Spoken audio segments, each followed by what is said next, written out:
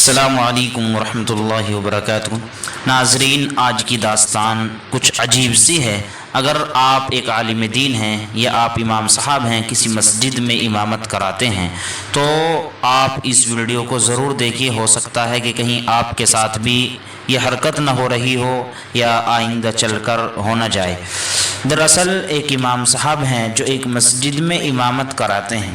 انہوں نے اپنی درد بھری داستان سنائی کہ جہاں پر میں امامت کرتا ہوں، یہاں پر کچھ حضرات وہ ہیں جن کا تعلق مرکز نظام الدین سے ہے، اور کچھ وہ ہیں جن کا تعلق شورا سے ہے۔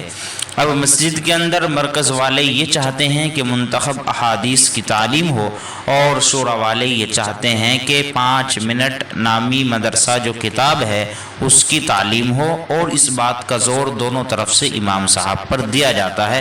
اب بیچ میں جو پس رہے ہیں وہ امام صاحب، ان دونوں کے بیچ میں پھنس رہے ہیں امام صاحب۔ اور یہ صرف ایک جگہ کا حال نہیں ہے، بلکہ بہت سی جگہوں پر ایسے واقعات ہو رہے ہیں، اور اس کا نقصان یہ ہو رہا ہے کہ بہت سے اماموں کو مسجدیں چھوڑنی پڑ رہی ہیں۔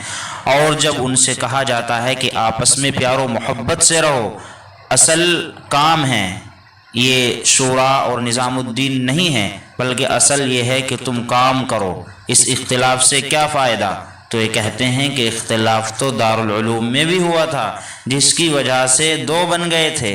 بے شک اختلاف ضرور ہوا تھا، لیکن اس اختلاف کا عوام پر کوئی اثر نہیں ہوا تھا۔ وہ اختلاف صرف اکابر کے درمیان رہا، لیکن یہ جو اختلاف ہے مرکز والا اور شورا والا، اس کے اثرات عوام کے ذہنوں میں منتقل ہو گئے، جس کی وجہ سے کچھ عام لوگ جو کچھ نہیں جانتے دین کے بارے میں، وہ دونوں سے بیزار ہو گئے، مرکز سے بھی اور شورا سے بھی، کیونکہ ہر ایک اپنے کو حق اور دوسرے کو باطل کہتا ہے۔ اب آگے چل کر کچھ حضرات تو وہ ہیں کہ 2 نہیں، وہ کہتے ہیں کہ فرقے 3 بن چکے ہیں۔ جب ان سے معلوم کیا جاتا ہے کہ 3 کون سے ہیں، کہ ایک مرکز والے، ایک شورا والے، ایک حجرہ والے، جب ان سے پوچھا گیا بھائی یہ 2 تو سمجھ میں آتا ہے، مرکز والے اور شورا والے، حجرہ والے کون ہیں؟